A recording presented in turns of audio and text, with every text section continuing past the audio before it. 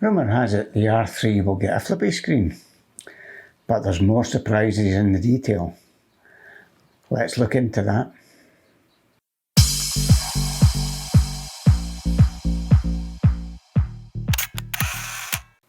Hi, I'm Tom and you're watching Rumour Has It. Please subscribe for camera news, rumour and informed opinion. It's free to subscribe and it helps the channel grow.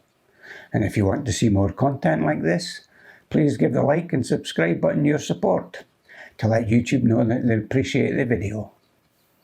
Nokishita have provided us with new photos of the coming R3 and they reveal new details on what Canon will bring to the Olympics.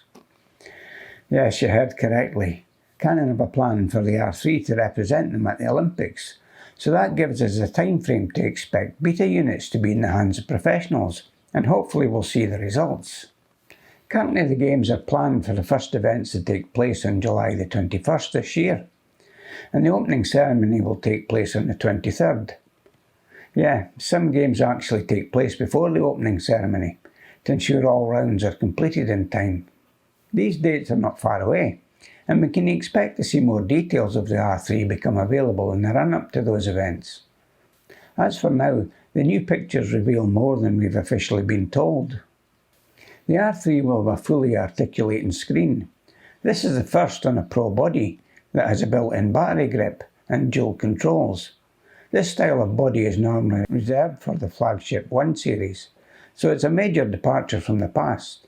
And Canon must feel the advantages outweigh the disadvantages, and the robustness of the camera cannot be affected.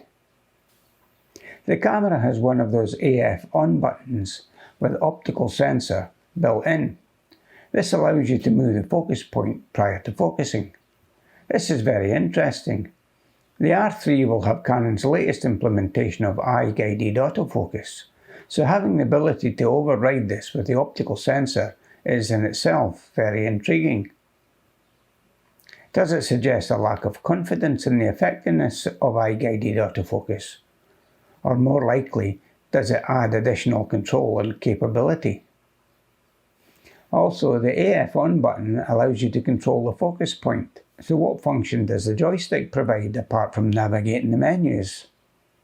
Or again, more likely, we'll be getting multiple options for autofocusing, to suit whatever muscle memory each photographer has programmed into their brain cortex. You also have some new details on eye-guided autofocus.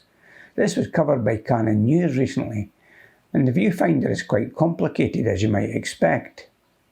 From scanning the patent details, it seems an additional image sensor, item 53, has been added, along with IR emitters at item 36 and 43. These bounce light from your pupil, and this is directed to this new sensor, which then targets the focus point of your gaze. This is similar to the original EOS 3 patent I covered in my last R3 video, and you can find that here. But it's obviously making use of newer technology.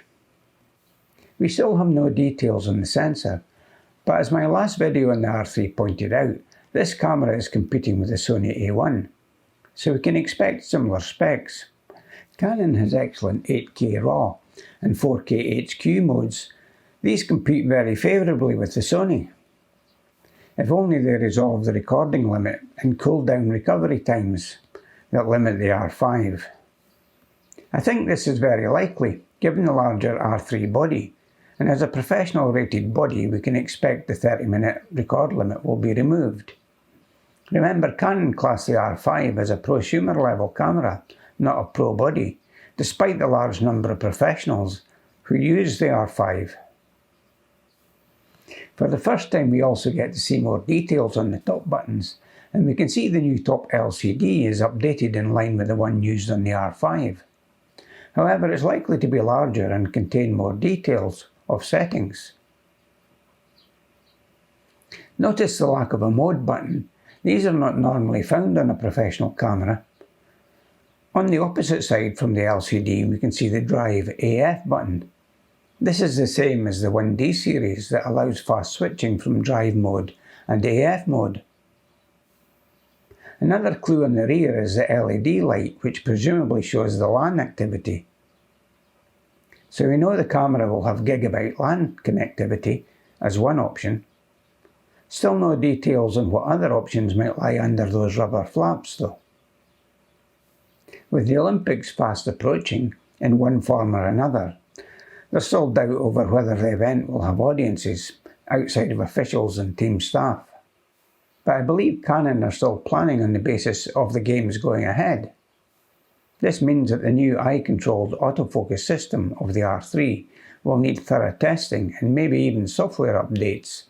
The likelihood is that the camera is already in the hands of select people to be put through its paces prior to it being used at a professional event.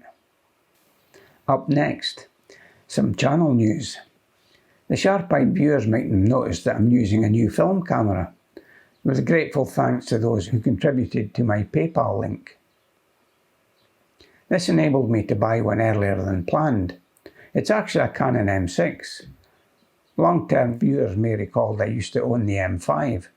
I was hoping to see the Mark II version, and I was holding on to some lenses in the hope that it would be released. But I guess I've given up hope now, or got tired of the wait. I decided the M6 Mark II with uncropped 4K, dual pixel AF in all modes, and a Digic 8 processor was likely the pinnacle of tech for the M series. And with the optional EVF, it actually filled all of my requirements for a lightweight travel camera.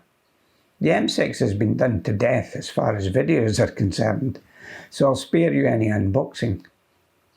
But I might introduce it in a future walkabout video and compare the lightweight advantages to the R5 with the 100-500. On the subject of walkabout videos, I have some footage in the can, as they say, and I'm working on the next episode for release soon. So why not ring the notification bell to make sure you're alerted when I upload? Thanks for watching, Rumour has it. I hope you found this useful. Please like, and if you're new here, click the subscribe button below. It really helps the channel grow. And for my part, I'll continue to bring you camera news, rumour, and informed opinion.